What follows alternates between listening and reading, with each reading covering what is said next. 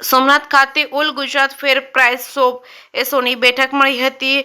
3 એપ્રિલ ગુરુવારે all Gujarat fair price shop એસોસિએશનની વાર્ષિક સાધારણ સભા કારોબારી બેઠકનું સોમનાથ ખાતે આયોજન કરવામાં આવ્યું છે। આ બેઠકમાં ગુજરાત ફેર પ્રાઇસ શોપ એસોસિએશનના પ્રમુખ રાજેન્દ્રસિંહ જાડેજા, કાર્યકારી અધ્યક્ષ જીતેન્દ્રભાઈ નંદા, મહામંત્રી હિતેન્દ્રસિંહ જાડેજા, વાડીલાલભાઈ પટેલ તેમજ ઉપપ્રમુખો મનુભા જાડેજા, ગોરધનભાઈ પટેલ, પ્રવીણસિંહ વાઘેલા તથા all Gujarat fair price shop ઉપપ્રમુખ તેમજ ગીર સોમનાથ જિલ્લાના જિલ્લા પ્રમુખ મુકેશભાઈ રૂપાલેલિયા અને all Gujarat fair price shop એસોસિએશનના મીડિયા સહ કન્વીનર પ્રભારી Chirag Bhayani, IT cell convener સહ પ્રભારી જુવાનસિંહ કોટલિયા, ખજાનચી પરેશભાઈ પતિરા તેમજ વેરાવળ તાલુકાના ફેર પ્રાઇસ શોપ એસોસિએશનના પ્રમુખ તથા all Gujarat fair price shop એસોસિએશનના કારોબારી સભ્ય સુભાષભાઈ વૈયાટા તેમજ કારોબારી સમિતિના તમામ કારોબારી સદસ્યો હાજર રહ્યા હતા। સોમનાથ મુકામે મહેશ્વરી ભવન ખાતે સોમનાથ જિલ્લા ફેર પ્રાઇસ શોપ એસોસિએશન વતી all Gujarat fair price shop એસોસિએશનના આગેવાનોનું સ્વાગત અને સન્માનનું આયોજન કરવામાં આવ્યું હતું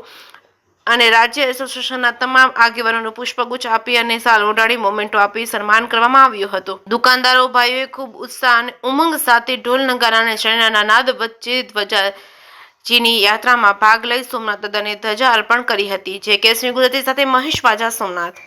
રાજેન્દ્રસિંહ જાડેજા, પ્રમુખ Shri all Gujarat fair price of association.